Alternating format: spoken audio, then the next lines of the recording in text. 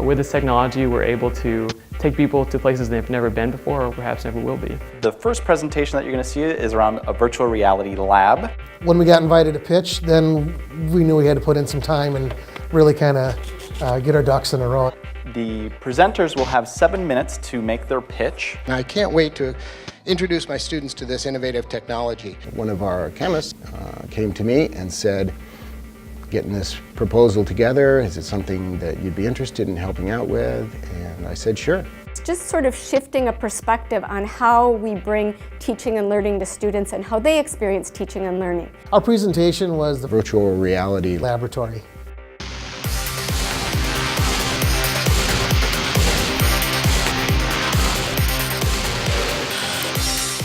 We're in Rochester, Minnesota, a city typically known for its medical innovations and technology.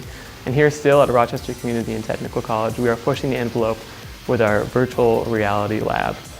To me, virtual reality is a completely immersible learning experience for an individual. Using technology to bring things into 3 dimensions and, in a sense, place you someplace where you can't go in real life.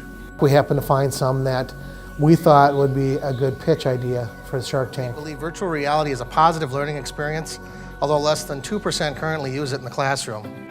We brought a system along for our pitch, and we ended up getting 2 of the 4 judges in to actually experience it firsthand. It is still a new technology. Would you foresee this kind of being a 1-2 year fad, or would it be implemented long-term within your curriculum? The Minnesota State Sharks that were on the judging board were a lot more nice and personable and really open and interested in our ideas. There was not one like Simon Cowell type person that came in and shot us down. I think it's exciting too that you've already figured out faculty that are involved and really love it. They seemed pretty friendly though, made us feel comfortable, and the technology was working pretty well. We requested 22/7.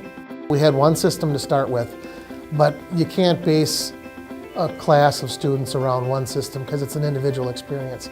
So we were hoping to expand that to 2 or maybe even 3. And when we got funded for the full amount, I was really kind of blown away. I think there's several ways that this is going to improve our teaching and learning. One thing is by igniting the students' interests. It's really kind of mind-blowing when you are there and it's right there in front of you. We can go to any place in space. Seeing 2 galaxies collide. One example of how we would use this is in our earthquakes and volcanoes class. Traditionally, we've used a flat map like this. This is Mount Rainier, and it takes some instruction to get people to be able to visualize this type of thing in 3 dimensions.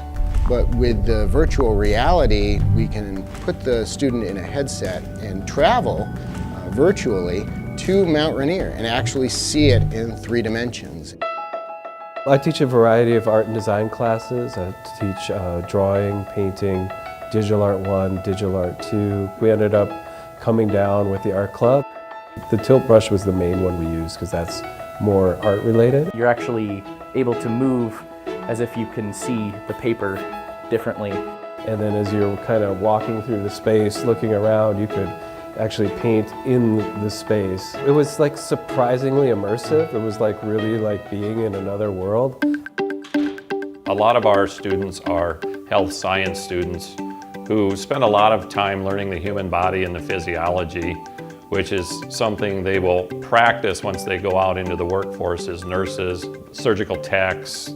I think this technology will really benefit them before they get into the clinical rotations of their programs. So we're really hoping that what we learn from that virtual reality lab could have a greater impact. It literally feels like you're in a different world.